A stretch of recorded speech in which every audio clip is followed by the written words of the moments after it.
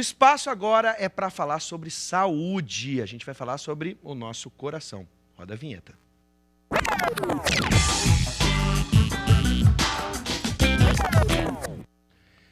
Essa semana, o ex-atleta do Internacional, Caçapava, morreu em virtude de um infarto. Um problema cardíaco que merece muita atenção. O médico cardiologista André Galvão está conosco para conversar sobre este tema e também nos mostrar como a gente pode prevenir este susto. Boa noite, seja bem-vindo, doutor. Boa noite, Gustavo. Uma satisfação muito grande recebê-lo. Obrigado. Para falar do nosso coração. Lembrando que você pode participar dessa conversa pelo 9588-2374, é o nosso WhatsApp, 9588-2374. Mande a sua pergunta que o doutor vai nos orientar. Bom, doutor André, para começar a conversa, o que é o infarto, né? Infarto, o pessoal fala infarte, né? Como é que ele acontece? Como é que é o nome certo para a gente falar para quem está em casa? Infarto ou infarte, tanto faz, né? Tanto faz. O que é importante saber é que o infarto do miocárdio é quando a passagem de sangue que leva os nutrientes para o músculo do coração é cessada, é bloqueada por um coágulo ou por uma placa de gordura que entope as artérias, uma parte do coração deixa de receber sangue, combustível, para continuar batendo. Então, uma parte do coração morre. E esta lesão que fica é o infarto do miocárdio. Esse infarto, essa lesão pode ser uma coisa fatal ou não, dependendo da extensão e diversos fatores também, né? Bom, está todo mundo em casa perguntando agora, quem é que está mais vulnerável a ter um infarto, né? O perfil dessa pessoa, vamos ver... muita gente vai imaginar pessoas com um péssimo hábito de vida, né? Mas existe também uma relação genética? Sem dúvida, né? Existe sim. Existe assim diversos fatores de risco, né? Alguns que não se pode modificar, como a carga genética da pessoa. E então essas pessoas que têm um histórico familiar muito forte, pesado de familiares de primeiro grau que já tiveram morte precoce por infarto ou que tiveram uma cirurgia de ponte de safena muito precoce, essas pessoas têm que se preocupar um pouco mais, né? E tentar controlar os fatores de riscos que são modificáveis, que a gente pode intervir e controlar, como o tabagismo, a hipertensão, o colesterol alto, a obesidade, uma série de fatores, né? Bom, vamos com alguns mitos e verdades antes de a gente seguir com as perguntas mais complexas. Isso. Mitos e verdades, né? Sim. Homens têm mais risco que as mulheres? Exato. Até uma determinada faixa etária existe um risco maior no sexo masculino. A partir dos 50 anos, isso começa a mudar um pouco, né? As mulheres começam a se equiparar um pouco aos homens, né? O infarto no sexo feminino nas mulheres é uma coisa que é um pouco diferente, assim, a fisiopatologia, a maneira como ocorre é a mesma, mas tem nuances diferentes da do homem. Eu diria que os homens são mais previsíveis do que as mulheres, entende? Ah, interessante. Bom, agora outro mito e verdade, né? Se é mito ou se é verdade. A gente costuma dizer que quem é muito jovem e costuma ter um infarto, o risco de ser fatal é muito maior do que alguma pessoa que já... né, avançou para a melhor idade. Exatamente, né? É verdade.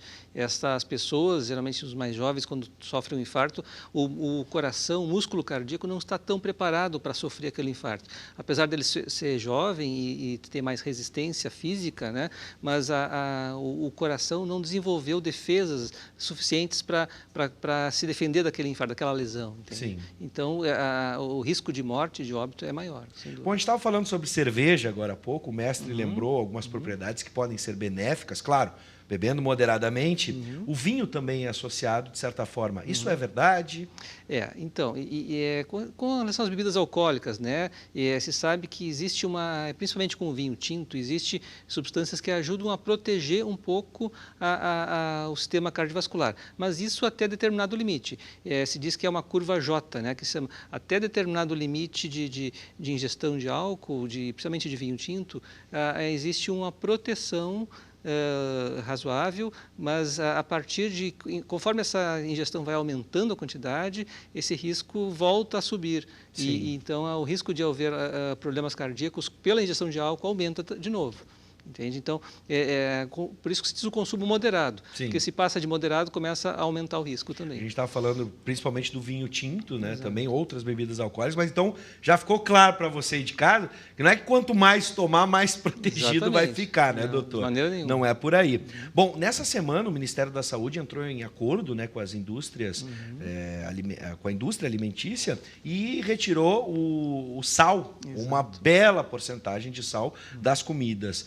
Isso ajuda? Sem dúvida, sem dúvida. Isso se sabe assim que a ingesta de sal em excesso aumenta muito a incidência de doenças cardiovasculares, principalmente a hipertensão, né? Sim. E a hipertensão é uma doença e um fator de risco para levar ao infarto, a derrames, a insuficiência cardíaca, uma série de problemas. E com essa medida simples do Ministério da Saúde, se sabe que o número de infartos ou de derrames que vai se prevenir daqui adiante, em mais ou menos 5, 6 anos, é muito grande.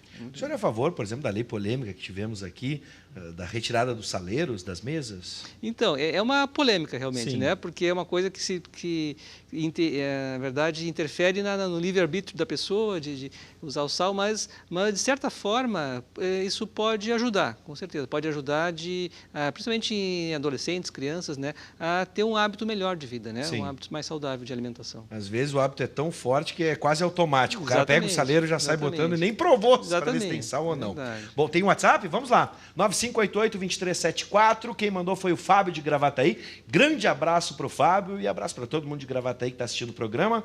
Li um artigo que disse que os Estados Unidos revisaram suas diretrizes nutricionais e retiraram, né, a restrição à ingestão de colesterol. Haja vista que nenhum estudo científico comprovou a relação com o infarto. Isso é verdade? E a gente tem o bom e o mal, né, colesterol? Exatamente. Hoje em dia está se estudando muito isso, né? Assim, o quanto o colesterol realmente é um vilão ou não é. Se sabe que as pessoas que têm colesterol alto no sangue, principalmente o mau colesterol, que é chamado LDL colesterol, tem um risco maior de sofrer infarto ou doenças cardiovasculares.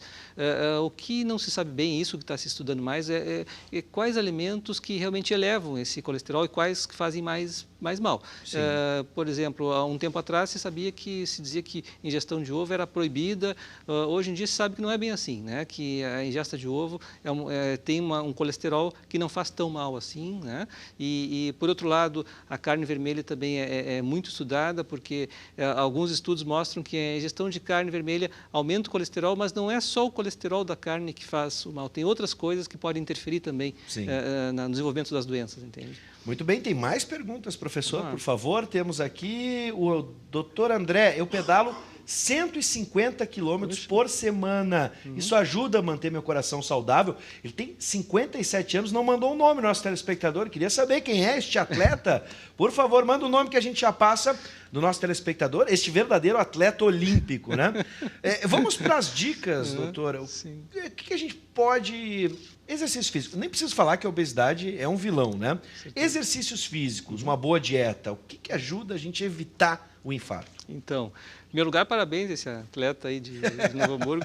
Eu acho que ele está realmente assim, se ele faz além do exercício uma consulta médica periódica, ele está de parabéns. Está indo bem. Está indo bem, exatamente. Muito bem. Segundo lugar, sem dúvida, assim, a obesidade, principalmente aquela obesidade que se concentra na barriga, né, a obesidade abdominal que se chama, e sedentarismo são fatores de risco, né?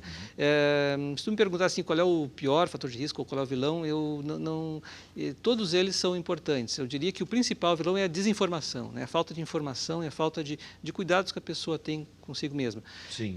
A falta de fazer consultas preventivas, de se conhecer melhor. Entende? O famoso check-up. Tem que ser feito periodicamente. Exatamente. Quanto tempo a gente deve fazer o check-up? Depende muito é uma coisa muito individual, né? Se a pessoa tem problemas já, a pessoa deve ser individualizada conforme o seu médico determina, né? Mas se a pessoa não tem nenhum problema, a partir de 40 anos, uma vez por ano, é importante fazer uma consulta preventiva, né? Não necessariamente fazer exames, assim, qualquer tipo de exame, mas fazer uma consulta médica, avaliar o seu risco, qual é o seu risco, se eu tenho um risco maior ou não tem, esse tipo de coisa. Assim. Bom, em primeiro lugar, um abraço para o Rogério, futuro medalhista. Parabéns. Né? 57 anos pedalando 150 quilômetros por semana. Está indo muito bem. Um abraço para o Rogério de Novo Hamburgo. Parabéns. Mais um WhatsApp. Boa noite, meu pai come limão com sal todo dia. Tem algum problema? Perguntou o Daniel de Gravataí. Olha, Daniel, Não, o problema que eu vejo é no paladar, né? Mas tem gente... Sabe que eu tenho primo também, um primo lá de Erechim, o Daniel, que gosta de limão com sal. Limão com sal. Né? Sem dúvida aí, se ele usar o limão puro, vai ser bem mais saudável. Mais saudável que botar sal. E se botar tequila junto, já fica pior. Aí já começa a complicar um pouco. Começa a complicar, né, doutor? Exatamente. Você pode mandar perguntas pelo 9588-2374. Faça como os nossos telespectadores. Não para de chegar pergunta, doutor. Que bom. Pode botar na tela. Vamos lá para a próxima. Ainda não? Ah, está selecionando. Então, eu vou fazer a pergunta. Né? A gente está vendo aspectos que podem nos ajudar. Aqui a gente tem... O doutor trouxe um... Né? Como é que a gente chama? Manequim. Um manequim, esse boneco. Uns põem nome no boneco. Vou botar o nome do Zé. Pronto, o Zé está aqui com a gente. É a Anne, geralmente. A Anne que se chama? Então, porque tem o de soco lá, que eles dizem, é o Bob. Essa é a Anne. Então, vamos para a Anne. Anne, seja bem-vinda ao programa. A Anne está com algum problema?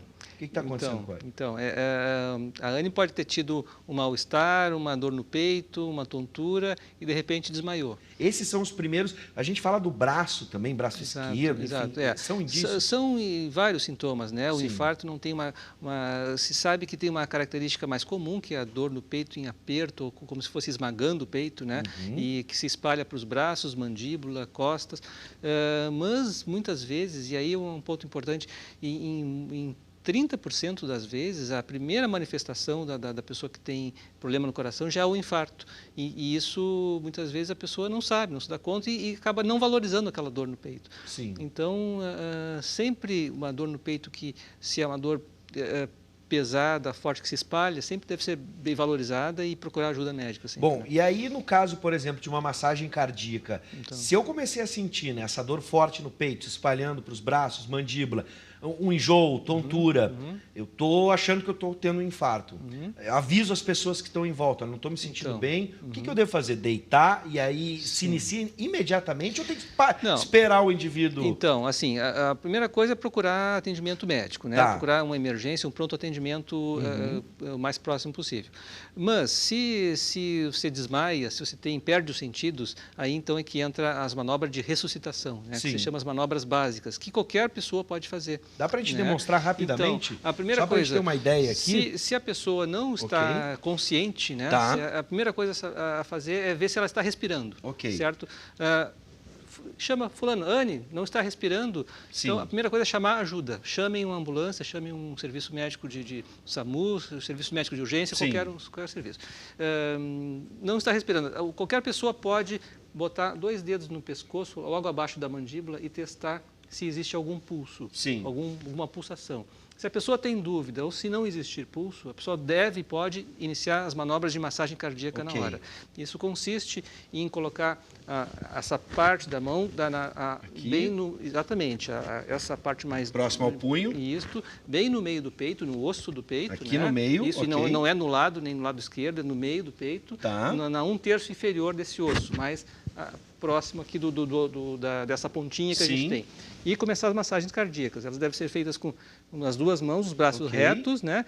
E fazer 100 a 120 vezes por minuto, comprimindo o peito 5 centímetros em torno disso, né? Então, assim, né?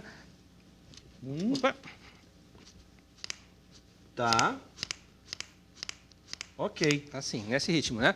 E essas massagens devem ser continuadas até que se chegue alguma ajuda, né? E há um tempo atrás, até um tempo atrás, se preconizava fazer respiração boca a boca. Se não existe um serviço médico que seja apto para fazer respiração, não se faz. Bom, quero agradecer. Doutor André, seja bem-vindo. Volte mais vezes para nos orientar, para a gente cuidar do nosso coração.